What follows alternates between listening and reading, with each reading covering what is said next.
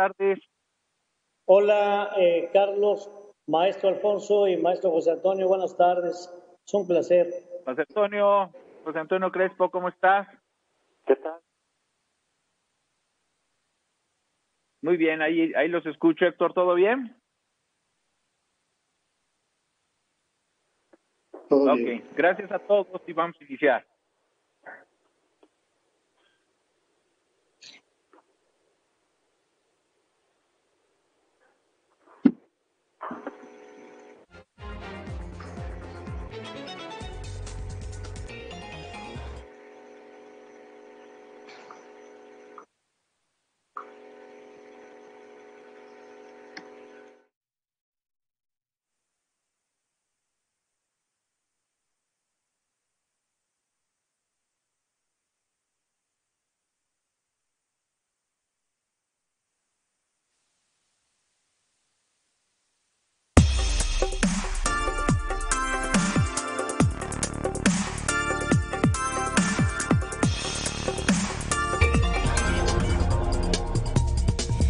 A fondo, con Carlos Ramos. ¿Qué tal? ¿Cómo están ustedes? Muchas gracias por acompañarnos hoy en este día tan especial, un día de fiestas patrias, un día de recordar nuestra independencia, nuestra soberanía y nuestro talento como república. Bienvenidos, gracias por estar con nosotros. Vamos a tratar un tema sumamente importante, porque fíjese usted que la CONAGO se quiebra. Han abandonado sus filas 10 gobernadores, 3 de ellos, por cierto, presidenciables, y a esto se suma el distanciamiento evidente con el gobierno federal de todas las entidades con mayor incremento en producción, en tecnología, en competencia y economía. Y este, por supuesto, es un tema para tratar a fondo. Y bueno, pues vamos a, como usted lo sabe, vamos a tener 4 bloques para analizar esta delicada situación. El primero de ellos es cómo nace y cómo muere la CONAGO. Vamos a ver el génesis y vamos a ver su defunción, cómo nace y cómo muere la CONAGO. El segundo bloque lo vamos a destinar al enfrentamiento con el gobierno federal. ¿A qué se debe? ¿Cuáles son las razones? El tercer bloque es inicia la carrera presidencial, y esto queda no como afirmación, como una pregunta. Inicia pues la carrera presidencial, es el fondo de lo que está ocurriendo en la CONAGO. Y el bloque cuarto habrá de interesarnos porque queda en riesgo el pacto federal. Y para ello me da mucho gusto que hayan aceptado 3 personajes, primerísimas figuras en el medio de la comunicación, en el medio académico y en el medio del análisis. Me refiero a don Alfonso Zárate. Alfonso, ¿cómo estás? Gracias por acompañarnos. Es un gusto, Carlos. Don José Monroy Sorribas, artista político, gran compañero, colaborador, excelente orador. ¿Cómo estás, Pepe? Muchas gracias, maestro Alfonso y el maestro José Antonio, a quien se les quiere y se les respeta mucho. Y maestro con M mayúscula, una pluma fuerte, un análisis siempre sensato y maduro como lo es de José Antonio Crespo. José Antonio, qué placer, gracias por aceptar. ¿Qué tal? Muy buenas tardes a todos ustedes. Vaya mesa, vaya análisis. La muerte de la CONAGO presentándose como un interrogante. Alfonso Zárate, tu primer apunte, por favor. Yo creo que en primer lugar vale la pena hacer una contextualización histórica, diciendo que en el inicio de México como nación independiente hubo una tensión entre quienes aspiraban a un régimen centralista y uno federalista. En la legislación triunfó el federalismo, pero en la práctica se impuso el centralismo. Toda la arquitectura constitucional es una arquitectura diseñada para la preeminencia del titular del poder ejecutivo. Y los gobernadores, sobre todo en los largos años de preeminencia del PRI, jugaron un papel absolutamente secundario. El presidente de la República palomeaba, decidía quiénes serían los gobernadores y la elección solamente servía para legitimar la decisión del jefe del Ejecutivo. Esto empieza a cambiar a partir de la alternancia en la presidencia de la República en el año 2000 y es ese momento en donde la mayoría de las gubernaturas en manos del PRI decide constituir un espacio de contrapeso al poder de los supergerentes de Fox. Y creo que les tomaron la medida, vieron la novatez de este grupo, que ese es el momento, digamos, de oro de la CONAGUA, el momento en el cual obtienen mayores privilegios, mejores participaciones para los estados y municipios, un trato más respetuoso. Ese sería quizá el primer elemento de contexto. José Antonio Crespo, entonces debemos de entender que la CONAGO nace ante la necesidad de enfrentar un vacío de poder de la administración de Vicente Fox, o nace como un muro de contención tratando de buscar un equilibrio de poderes y quizá la soberanía de los estados. Yo creo que, retomando lo que decía Sara, Alfonso, en el aspecto histórico, en México siempre ha habido una tensión real entre centralismo y federalismo, y como bien decía él, aunque históricamente ganó el federalismo, en realidad ha habido mucha dificultad para hacerlo una realidad. Nuestro desarrollo histórico es muy distinto del de Estados Unidos, y por lo mismo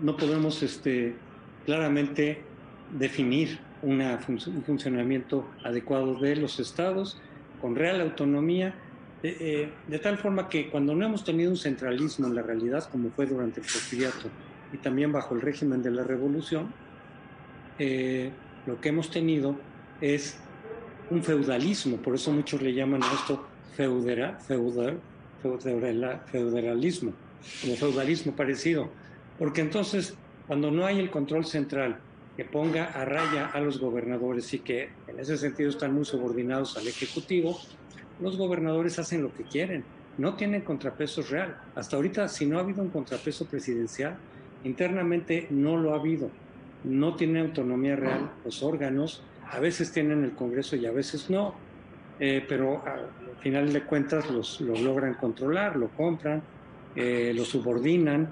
Las instituciones autónomas en los estados difícilmente se puede hablar de una autonomía genuina y real. Entonces, lo que hemos visto cuando viene la alternancia con Vicente Fox y que se relaja el control centralista que realmente había bajo el régimen del PRI, lo que vimos fue una especie de feudalismo, donde los gobernadores hicieron lo que quisieron. Desde luego, muchos desastres económicos, endeudamientos injustificados, mucha corrupción, mucho dinero desviado para otras cosas, y esto ha generado, por supuesto, un mal funcionamiento del federalismo mexicano y también crecientes tensiones entre los gobernadores y el Poder Ejecutivo. Eso se reflejó con Fox, se ha venido reflejando también con los demás presidentes y ahorita está de alguna manera estallando esa situación. Y a últimas fechas, José Antonio Crespo, ¿estimas que la gran rebeldía que se da, el rompimiento, lo favorecen, por ejemplo, el Bronco en Nuevo León o Alfaro en Jalisco?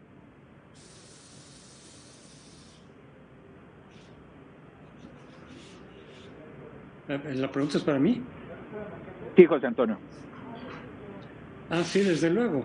Desde luego eso refleja, por supuesto, estas tensiones.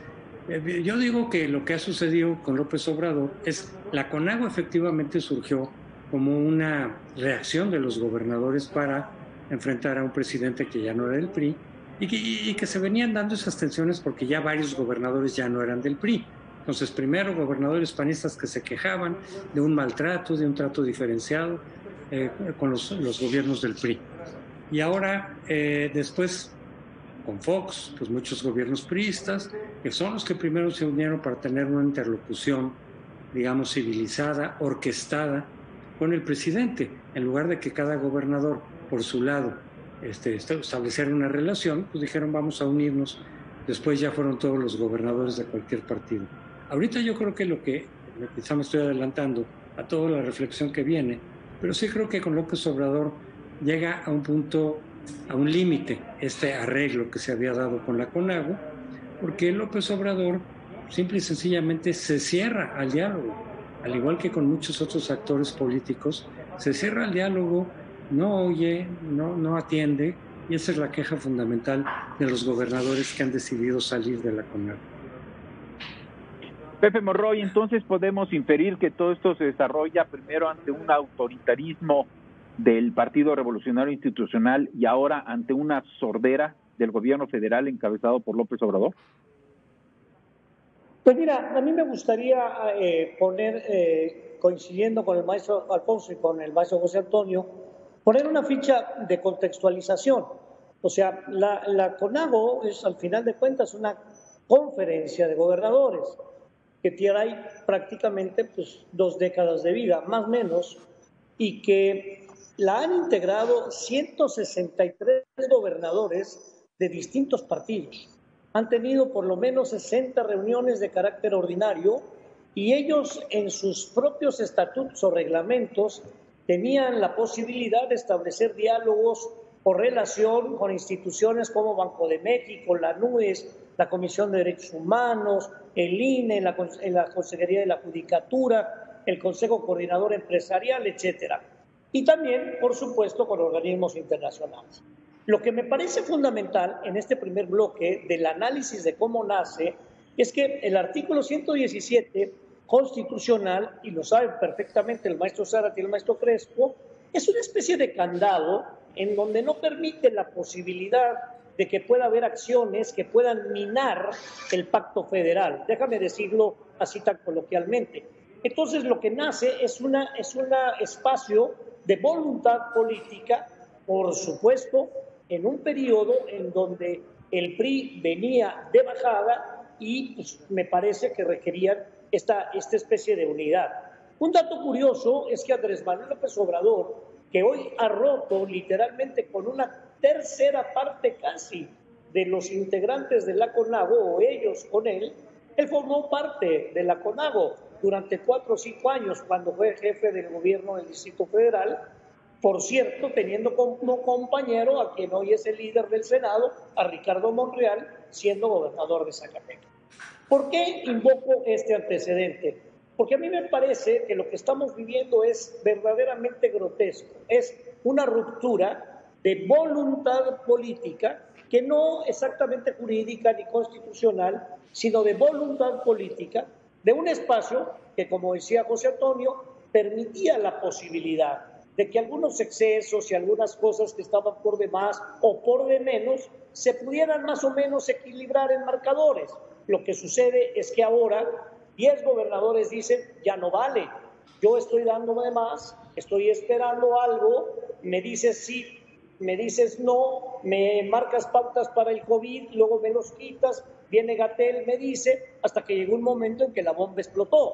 Pero hay que entender también que la bomba explota, entre otras cosas, por la necedad, la postura del jefe del Ejecutivo Federal, que a los gobernadores afiliados a donde él formó parte, pues hoy Carlos no les da mayor importancia. Se pueden ir 10 o 12 y el presidente pues hoy dará el grito y mañana dará la mañanera y sigue en su discurso de ahí. A ver, entonces pasemos, si nos permiten, a esto que es el segundo bloque, que nos habla sobre el enfrentamiento con el gobierno federal. Quizá de manera mediática, maestro Alfonso Zárate, tuvo el mejor ejemplo con Silvano Aureoles de Michoacán, cuando le mandó un video durísimo en contenido con una crítica severísima al presidente López Obrador por su entonces naciente visita a Washington con el presidente Trump. ¿Ahí iniciará realmente este enfrentamiento o ya venían los raspones desde antes? Yo creo, Carlos, que venían desde antes y me parece interesante identificar cuando menos 4 temas que van a anticipar y que van a disparar este deslinde. En primer lugar, diría yo, el estilo personal de gobernar. Es decir, tenemos un presidente que tiene un estilo de gobernar arrebatado, atropellante, y los gobernadores, desde luego, y más en este momento, reclaman su propia legitimidad. Si le dicen, presidente, tan legítimo como es usted, somos nosotros, que también llegamos a la gobernatura a través de un proceso electoral en donde nuestra sociedad nos confirió este mandato. En segundo lugar, creo que el otro factor muy perturbador ha sido el manejo gubernamental de la pandemia. En distintos momentos han hecho pronunciamientos muy críticos al doctor Hugo López Gatell, señalando las inconsistencias, los errores, los costos de todo esto, y ese ha sido otro elemento de tensión. Un tercer elemento es el reclamo por una revisión al pacto fiscal, que es un reclamo que lleva muchísimo tiempo atrás, pero que hoy, ante las condiciones de penuria en las finanzas públicas de la Federación y de los estados, se agudiza. Y yo diría que el cuarto elemento es esto que los gobernadores perciben muy claramente y que lo denunció en el discurso que pronunció el gobernador de Chihuahua, Javier Corral, en el mismo día en que se anuncia la separación de estos 10 gobernadores, y que es la tendencia de López Obrador por concentrar el poder en detrimento de los otros poderes institucionales. Así que yo diría que estos 4 ingredientes son los que potencian este deslinde, y que desde luego se va a expresar en distintos momentos con mayor contundencia en ese video que mencionas de Silvano Aureoles, o también en los señalamientos del gobernador de Jalisco, Enrique Alfaro, denunciando que había un intento de desestabilización que él ubicaba desde los sótanos del poder en la Ciudad de México. A ver, escucho y recapitulo los 4 temas importantes que ha puesto Alfonso sobre la mesa, como es el estilo personal de gobernar del señor López Obrador, la crisis de la pandemia, el probable enfrentamiento por el pacto fiscal, y bueno, pues la preguntaría a Pepe Monroy, este tema, podríamos añadir un quinto elemento que ya el ejercicio de la violencia,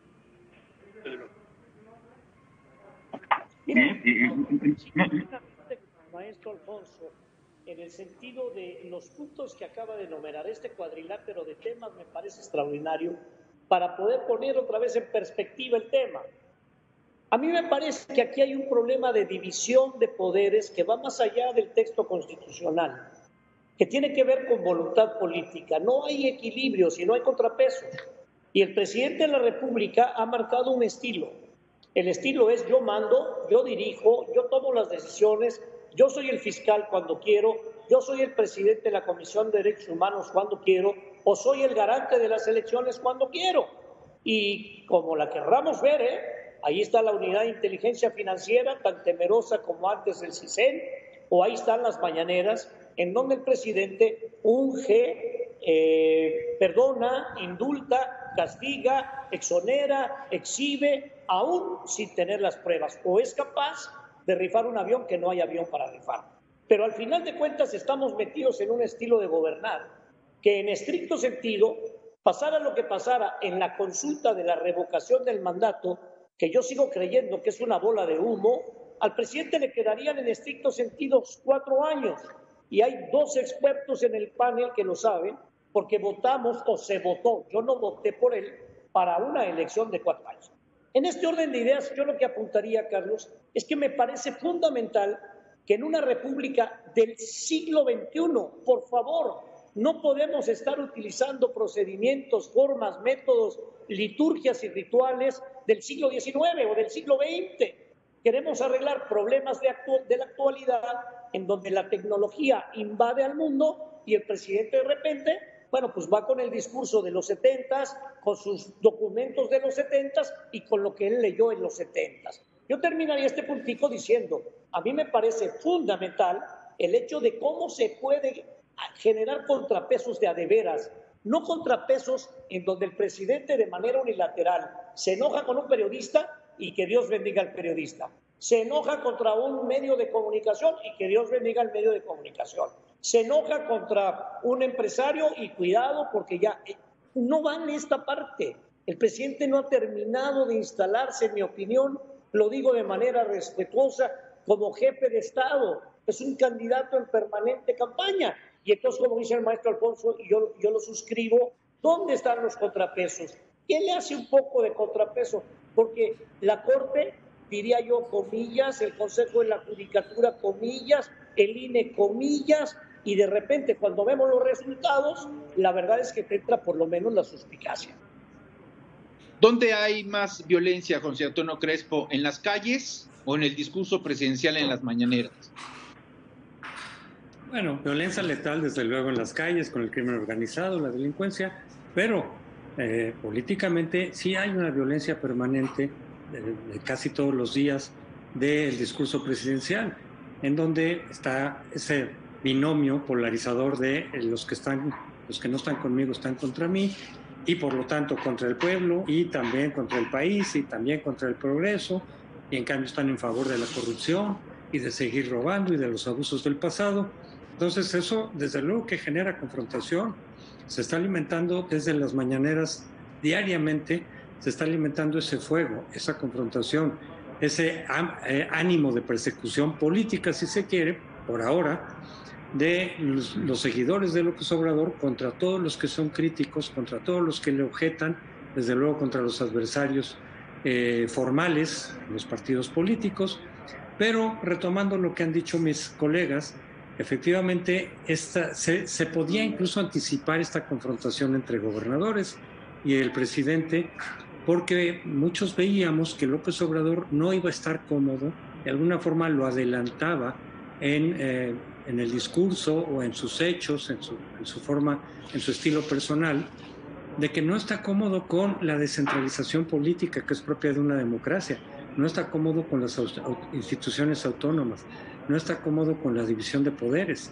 Sí lo puede decir en el discurso, pero a la mera hora trata de concentrar el poder, por supuesto. En el Congreso tiene mayoría, está sometiendo a las instituciones autónomas, y a las que no puede someter las descalifica, las presiona, las amenaza políticamente. Y con los gobernadores, que también son otro nivel de descentralización política y de contrapesos, por supuesto, más en una república federal, pues también se veían tensiones desde el mismo momento que llegó López Obrador a la presidencia. Recordemos que la instauración o restauración, si se quiere, de los superdelegados del gobierno federal en los estados iba a generar algún tipo de tensión. ¿Por qué? Porque le estás dando a él, a ese superdelegado, manejo de presupuesto, manejo de programas, también de manera muy concentrada, que podría confrontar, por supuesto, y opacar al gobernador en turno, en funciones, y además con una veta político-electoral, porque resulta que esos superdelegados, si son de Morena, como lo han sido muchos, y si son oriundos del estado en el que están operando, pues están haciendo campaña política. Ya lo vimos en el caso de Bonilla, lo hemos visto también provisionalmente o anticipadamente en otros estados, donde los superdelegados levantan la mano y dicen: yo quiero competir para ser gobernador. Y tiene muchos recursos, desde luego, políticos y económicos, como para hacer un uso político y opacar y confrontar al gobernador en turno. Y por otro lado también, en la propia elección del 2018, muchos de los gobernadores de la oposición perdieron sus congresos locales. Ganó Morena. Morena tiene 5 o 6 gubernaturas, pero ganó la mayoría en muchísimos parlamentos locales, en muchos congresos, y desde ahí, desde luego, ya puedes también ir frenando, aislando. ¿Cuántos gobernadores, yo diría que sobre todo del PRI, se quedaron totalmente descobijados? ¿Y cuál ha sido su reacción? Pues de totalmente someterse, de totalmente tirar la toalla, digamos, entregarse a López Obrador.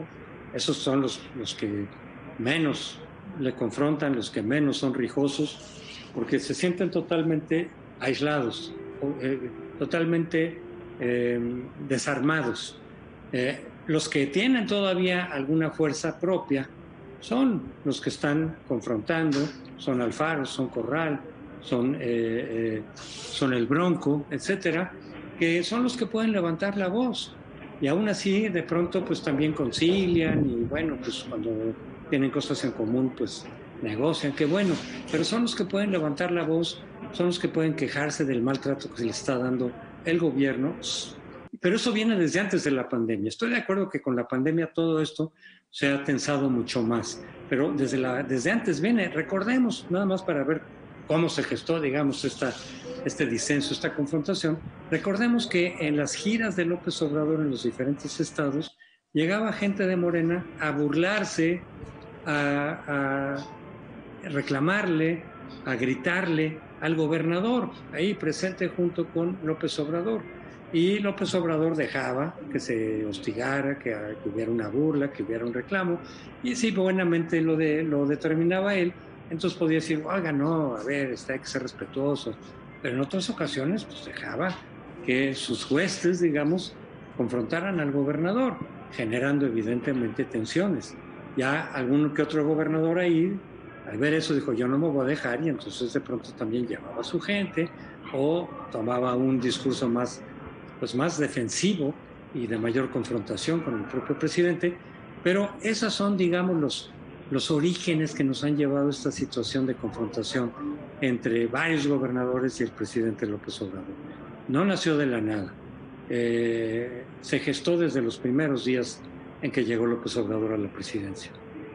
Voy a entrar a un juego de palabras, pero los que se fueron, ya se fueron, ahora hay que pensar en los que quedan. Y viene la pregunta y la interrogante para ir después de esta pausa al tercer bloque. ¿Se inicia pues la carrera presidencial?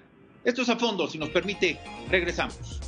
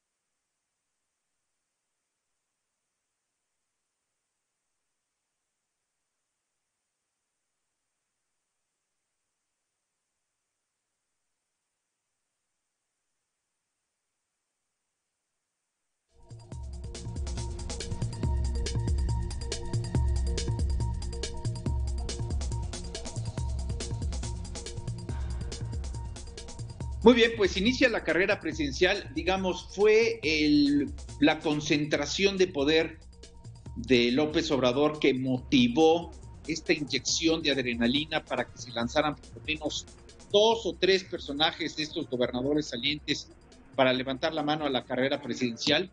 ¿Cómo ven el asunto, Pepe Monroy? Mira, yo quisiera, antes del comentario sobre ya el arranque de la carrera presidencial con la decisión de la CONAGO, referir a algo que José Antonio estaba describiendo y que me parece que es fundamental. Entre las grandes contradicciones y los grandes agravios a los gobernadores, que no hay que desconocer, ahora sí que, como diría el clásico, haya sido como haya sido, son generales 5 estrellas.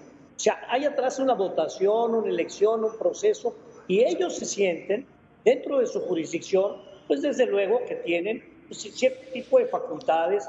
Bueno, no me quiero meter a profundidades del tema de soberanía, autonomía, independencia, etcétera, porque nos mete un tema de filosofía y de derecho constitucional y de teoría del Estado de otro tamaño. Pero son personajes, Carlos y amigos, de tal manera que cuando el presidente dice, yo voy a descentralizar las secretarías de Estado, el ISSSTE se va a Colima, Y ahí está todo el mundo en Colima buscando viviendas, etcétera, para ver cómo colocan a 100,000 trabajadores. El tema se quedó atorado. Y esta es una y otra y otra y otra y otra. Y el presidente no se quiere juntar con ellos. Y el presidente manda a una interlocución, que es la secretaria de Gobernación, que si trae vena le pega y si no trae vena no le pega. Y entonces me parece que sí, de repente resulta legítimo eso de que yo te doy, dame proporcionalmente. No me digas que vas a usar parte del dinero que yo te doy para tus 28 programas de impacto social, cuyo padrón, por cierto, todavía no conocemos. En ese orden de ideas está claro pues, que los Alfaro y los Silvanos, derivados y similares, pues pueden decir, esta es una coyuntura para adelantar, ojo, un liderazgo en el consenso de los gobernadores, que no hay que olvidar también, ahí está el caso de Silvano o el caso del propio Alfaro, que no hay que olvidar que la CONAGO en algún momento, fue todo un espacio político dentro del PRI con los gobernadores priistas, cuando el famoso Tucón. Es decir, lo que quiero llegar es, finalmente son una fuerza, independientemente de estar juntos, de tener empatía o afinidad ideológica.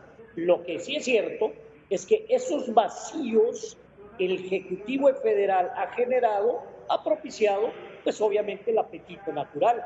Y entonces cuando Alfaro se le para enfrente y le dice, a ver, señor presidente, etcétera, o cuando Silvano, que se podría creer que era el último en cuestionar, se levanta y le grita y levanta la voz y habla en nombre de la gente de Michoacán, bueno, pues esto te da a entender con claridad que la carrera presidencial, que ya empezó, la carrera presidencial para mí empieza al día siguiente, desde las gentes están en el gabinete, los que salen, los que entran, los que se mueven, y obviamente esos 30 y tantos jefes de gobiernos estatales que tienen su coto de poder, que tal vez, termino, en lo individual, pues pudieran significar X valor, pero si se toman de la mano como lo acaban de hacer, la decisión es una decisión fuerte. Estamos hablando casi de un tercio del país que se sale de esa conferencia por no creer que sea un espacio de interlocución válida.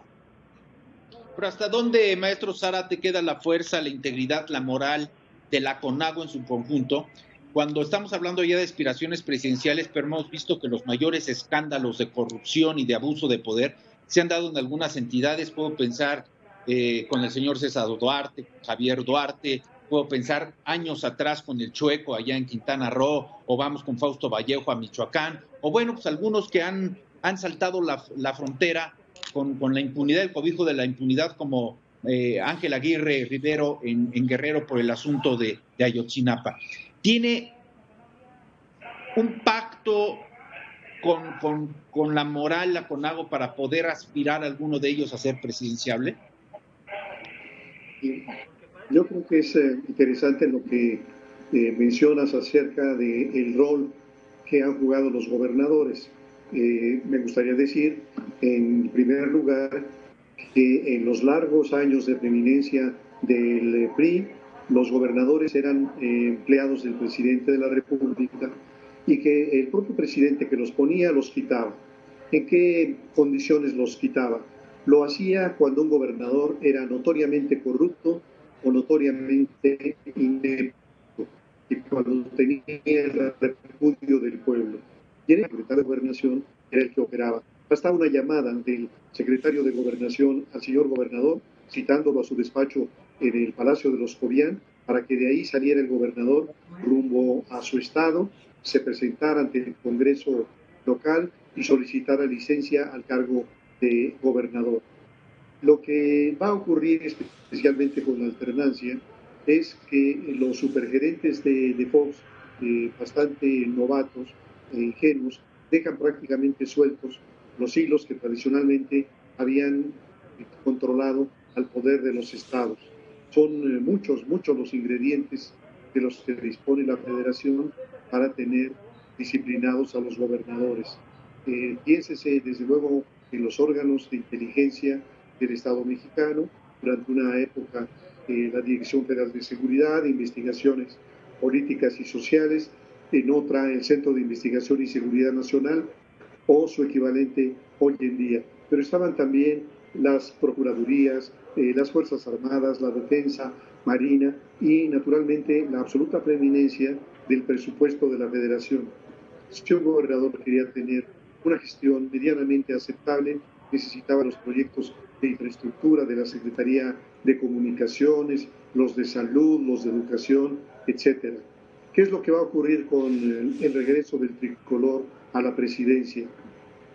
Efectivamente que en ese momento llega una nueva generación, la generación podrida, que es esta generación de gobernadores que mientras está en potencia, como es el caso de Tamaulipas, o de Sinaloa, o de Jalisco, o de tantos otros estados, ellos vuelven la vista hacia otro lado y se dedican a enriquecerse.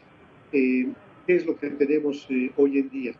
En efecto, durante esos largos años de preeminencia priista, para ser papa era preciso antes ser cardenal. Es decir, esta expresión lo que quería decir es que en el juego de la sucesión no participaban los gobernadores, ni los magistrados o los miembros de la corte, solamente jugaban los miembros del gabinete. Pero esto cambia a partir del año 97, cuando el entonces gobernador de Guanajuato, Vicente Fox, anuncia que va a luchar por la candidatura presidencial y finalmente llega a la presidencia. Entonces ahí tuvimos a un presidente gobernador, lo mismo en el caso de Peña Nieto, y la norma de coerción se concentrará en torno a uno o dos quizá de estos gobernadores que puedan disputar la candidatura presidencial y después la presidencia. Pero naturalmente que el requisito para hacerlos viables y para hacerlos menos vulnerables es que gobiernen bien. Si eventualmente se presentan una candidatura con una cola muy larga, hay demasiados instrumentos para pisárselas, para dominar, de tal manera que quienes aspiren a ser candidatos y a jugar tienen que esforzarse en primer lugar por hacer una gobernatura de resultados eficaz y evitar que sus deficiencias o las corruptelas de sus colaboradores o de sus familiares los hagan más vulnerables. Pero sí creo entonces que hasta lo que se ve hoy, el candidato de Morena va a ser escogido por el presidente de la República, que será Andrés Manuel, el gran elector dentro de su partido, que él decidirá y que en consecuencia los que aspiran, Marcelo Ebrard, Claudia Sheinbaum, estarán buscando la manera de que el gran dedo de López Obrador lo señale para jugar en la competencia. Y del otro lado, creo que la opción que hable es un gobernador. Y desde luego que ese gobernador puede surgir de este grupo de deslinde o incluso de lo que Bueno, pero José Antonio Crespo, si bien es cierto y haciendo eco de lo que nos exhibe Alfonso Zárate, si algunos gobernadores eran expulsados, les pedían la dimisión, eran removidos o eran castigados, hubo otros, se me ocurre un nombre, que eran sumamente premiados, como el señor Osorio Chong en Gobernación. Dime una cosa, José Antonio Crespo, ¿se rompió ya también el pacto federal? No solamente la CONAGO desaparece, sino se rompe el pacto federal. Esa es una posibilidad. En realidad no sabemos bien cómo va a terminar todo esto. Evidentemente está en riesgo y está en cuestionamiento el pacto federal como lo conocemos hasta ahora, sobre todo en la parte fiscal, que sabemos que hay un acuerdo desde hace mucho tiempo en donde es el gobierno central el que recauda básicamente los impuestos, les pide más a los estados más prósperos y les devuelve menos de lo que ellos dan para redistribuir con otros estados que están en mayores dificultades o menor crecimiento económico, más rezagados. Entonces, en principio suena como un acuerdo solidario, un acuerdo en donde los que tienen más le ayudan a los que tienen menos, pero eso es lo que está haciendo agua ahora, sobre todo ahí sí, en el contexto de la pandemia sanitaria y económica. ¿Por qué? Porque de pronto bajo este acuerdo los estados dan mucho dinero a través de los impuestos, etcétera, y reciben menos, pero incluso los estados, sobre todo más prósperos, los que están en el norte, que son básicamente los que se salieron de CONAGO, de pronto dicen, oye, pero es que ya no alcanza. O sea, está bien que nosotros aportemos más de lo que recibimos en este acuerdo redistributivo, pero ¿qué creen? No nos alcanza para medicinas. El gobierno federal no nos ayuda en eso. La situación económica está muy grave y el gobierno federal no ayuda. El gobierno federal, lo ha dicho López Obrador, que casi que se rasquen con sus uñas, que si quiebran, pues ni modo. Y los gobernadores pueden tener una estrategia distinta, pero no tienen recursos. Entonces, es natural, no digo que necesariamente vayan a hacer las cosas bien o que las harían mejor. El presidente, eso depende de cada uno de los gobernadores y habría que ver qué van a hacer o qué no van a hacer o qué quieren hacer. Pero la reacción es natural, decir, oigan, nos están dejando sin recursos. Nosotros estamos aportando mucho a la federación no nos devuelve lo que requerimos, ya no digamos menos de lo que aportamos, sino lo que requerimos para enfrentar esta crisis no nos los está dando. Y luego queremos ir a negociar eso en la CONAGO, con el presidente y pues, nos da el avión, no nos hace caso, no nos oye, no nos escucha, le damos propuestas y un poco que esa es la actitud de López Obrador, decía yo al principio, con casi todos los actores políticos que no están subordinados a él, con grupos de la sociedad civil, con movimientos como el feminista, con los movimientos de los padres de niños con cáncer, de las víctimas de la violencia del crimen organizado. Simplemente no les hace caso, no los recibe, los descalifica, dice que están manipulados políticamente. Entonces, esa misma actitud lo ha hecho con los gobernadores y no les hace caso y los acusa en todo caso de estar manipulando políticamente la situación en lugar de reconocer los problemas reales. Eso mismo lo estamos viendo ahorita con el asunto de Chihuahua, de las aguas de Chihuahua. Es un problema real que surge ahí derivado del tratado con Estados Unidos, etcétera. Pero la gente afectada, los agricultores, pues se rebelan, protestan porque se están quedando sin agua y la necesitan. Y Javier Corral le ha dicho, a ver, yo le hablo al presidente para buscar conjuntamente alguna solución a esto, algún punto de acuerdo, en fin, hablar con estos agricultores, ver qué se puede hacer, pedirle que haya un trabajo diplomático con Estados Unidos para ver qué hacemos frente a esto. Es un problema real y hay una protesta real y las cosas se están desbordando. ¿Y cuál es la respuesta? Pues ninguna en términos de negociación, ninguna en términos de escuchar, a ver, vamos a ver qué hacemos, sino que no lo recibe al gobernador Corral.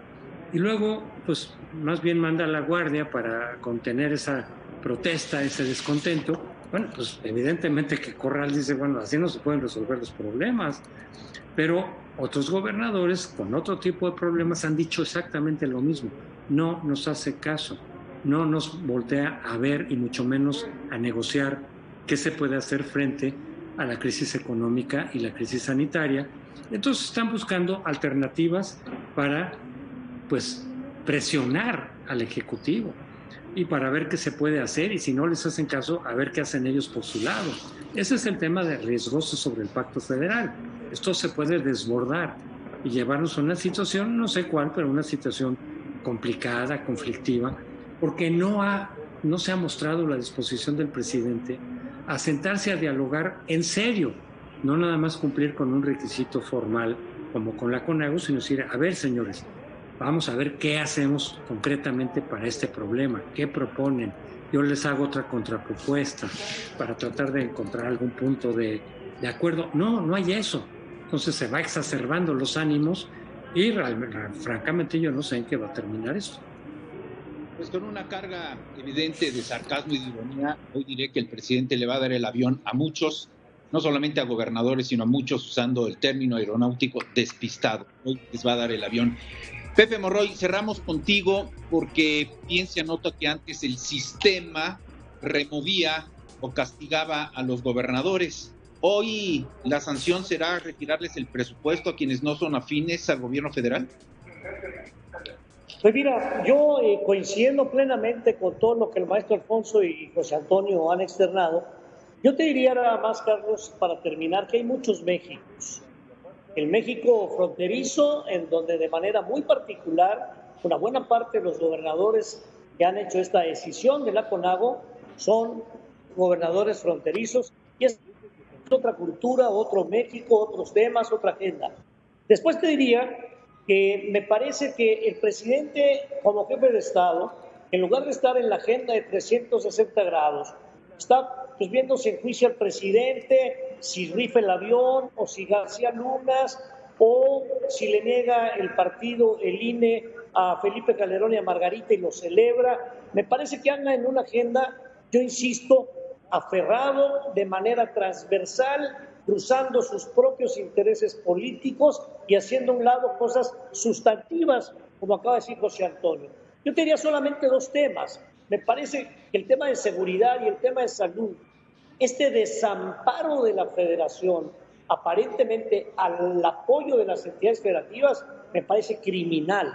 No es ni con mucho la actitud que debe de asumir un presidente que ya no es el jefe de Morena, sino que debe de ser, por supuesto, el presidente de todos. Yo terminaría diciéndote, yo no sé hasta dónde puede haber el castigo o el no castigo, porque ahora muchos de ellos ya no tienen el jefe político como en la hegemonía del priismo, que como dice el maestro, pues los llamaban a Bucareli, les daban una llamada y se acabó la gestión. Pero lo que sí creo es este pronóstico que hace José Antonio. ¿Quién sabe en dónde vaya a parar este primer intento de decisión?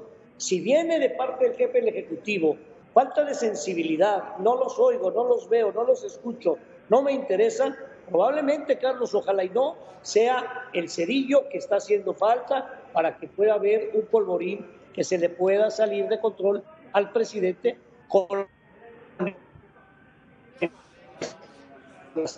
a lo largo del programa. Bien, vamos a hacer una pausa, regresamos de inmediato para las conclusiones, si es que las puede haber para este tema. Esto es A Fondo, volvemos.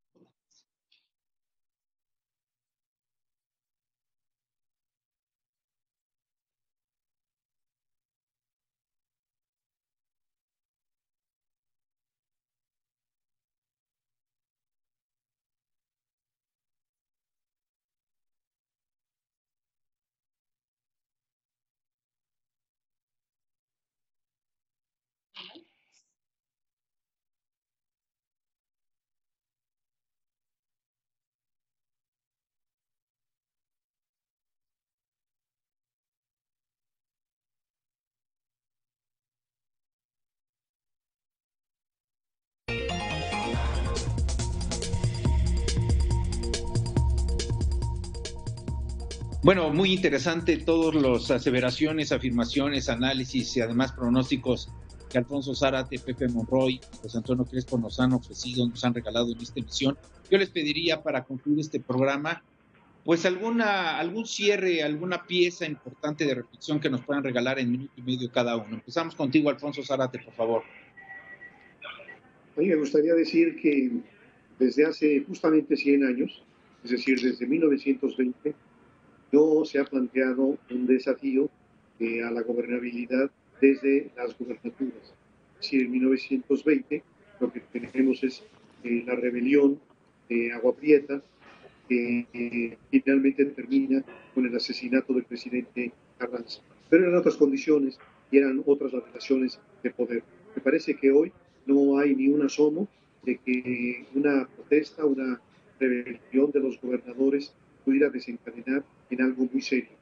Mi impresión es que este desencuentro sí generará tensiones, sí generará, digamos, algunos inconvenientes en términos de funcionamiento del federalismo defectuoso que tenemos, afectar de alguna manera la gobernabilidad, pero que de ninguna forma puede equipararse a lo que vivimos hace 100 años. Los gobernadores rebeldes finalmente tratarán de buscar una mejor manera de llevarse con el presidente de la República, de arreglar de la mejor manera las cosas, porque la asimetría de poderes es tal que jugarse a una confrontación más total implicaría jugar a las patadas con Sansón, y están de por medio los habitantes, las sociedades de esos estados, y no pueden ser tan irresponsables de ponerlas en riesgo.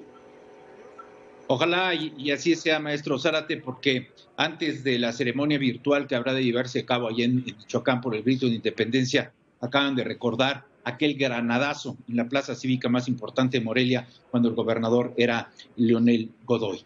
José Antonio Crespo, minuto y medio, por favor. Sí, yo diría algo en relación con si eso está vinculado con la sucesión presidencial. Yo creo que no, de entrada no. Yo creo que aquí se precipitaron los tiempos. Yo creo que aquellos gobernadores que eventualmente busquen la posibilidad de ser candidatos, como podría ser Alfaro, se ha hablado también de Javier Corral, que quizá se lance al ruedo, pero yo creo que ellos estaban marcando los tiempos. Sería demasiado pronto jugar por esa vía a 4 años de que se dé la próxima elección presidencial. Yo creo que simplemente estos problemas, esta situación, esta salida de la CONAGO se fue dando por la situación que estamos enfrentando, pero que no está pensado en términos de la sucesión presidencial. Eso vendrá después. Y de hecho, cuando ellos ya dejen de ser gobernadores, porque también es mucho más difícil hacer una confrontación con el presidente con fines de la sucesión presidencial, cuando todavía eres gobernador y tienes una responsabilidad. Cuando dejen de serlo, entonces sí, irán acomodando sus fichas y establecerán su estrategia, pero yo creo que no tiene mucho que ver con esto que estamos viendo. Ahora, el desenlace de esto, no lo sabemos, ya lo había dicho, pero sería una muy buena oportunidad para replantear la relación entre los gobernadores y el presidente, que no caigamos ni en lo que era una república realmente centralizada, como fue con el régimen priista, como fue con el porfiriato, o un feudalismo. Estamos en los extremos, sino que a partir de ahora se replantea de alguna forma cuál puede ser la relación de los gobernadores con el Ejecutivo, para tratar de buscar ahora sí auténticamente una república federal, que nunca ha funcionado como tal. Lo somos desde hace mucho tiempo, pero no ha funcionado como una república federal, sino estos dos extremos, centralismo, feudalismo.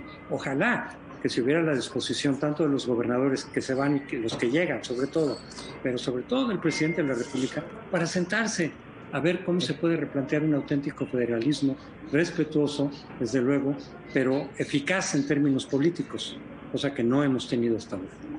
Licenciado Monroy Rivas. Gracias. Yo, sumándome a las expresiones del maestro Alfonso y de José Antonio, diría que de manera respetuosa me parece que el jefe del Ejecutivo Federal debe dejar de polarizar, de dividir y de restar. Debe sumar, multiplicar y unir bajo cualquier esquema.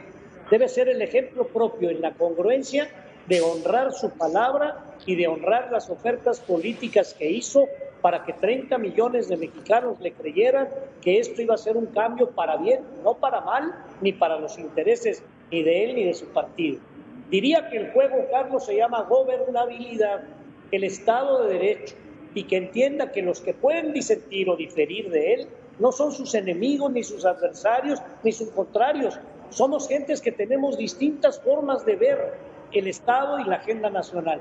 Y me sumo de manera muy particular a que la decisión de la CONAGO pudiera ser el gran pretexto para que la CONAGO se reinvente como un espacio más allá de los candados constitucionales y de las estructuras formales, como un espacio de interlocución donde prive la voluntad política, nuevas reglas, nuevas liturgias, nuevos procedimientos y una nueva y sana relación con el jefe del Ejecutivo Federal. Pues yo quiero agradecer este privilegio de haber contado con tan importantes personajes en el análisis y en la comunicación como el maestro Alfonso Zárate. Alfonso, mi gratitud, un fuerte abrazo, felices fiestas patrias, gracias. Igualmente, José Antonio Crespo. Gracias por la invitación. Al contrario, José Antonio Crespo, maestro también con M. Muchas gracias. Con mucho gusto. José Morroizo Rivas, gran personaje de la oratoria y de la comunicación. Pepe, muchas gracias. Muchas gracias, Carlos. Un placer compartir con don Alfonso y con José Antonio y contigo. Muchas gracias. Y gracias a ustedes por estar pendientes de esta transmisión de un tema tan importante como haberlo llevado a fondo. Muchas gracias. Nos encontramos en la próxima. Y ahora vamos directamente hasta allá, Jalisco, a Perla Tapatía. Ale, ¿cómo estás? Con las noticias más importantes. Hola Carlos, buenas tardes. Pues sí, la siguiente hora vamos a retomar el tema de la salud, del presupuesto, también, bueno, el tema de la ley antichatarra que se ha estado replicando en algunos estados después de que se diera a conocer allá en Oaxaca, pero primero que nada nos enlazamos a distintos estados para conocer ahora cómo se va a llevar a cabo el grito. En todos, en la mayoría, se llevará a cabo de manera virtual, así que bueno, pues eso y más en la siguiente hora, Carlos. Excelente, pues enhorabuena y vamos a estar muy pendientes. Gracias, Carlos. Y usted que me acompaña desde casa, por favor, acompáñeme a la pausa. Regresamos con la información.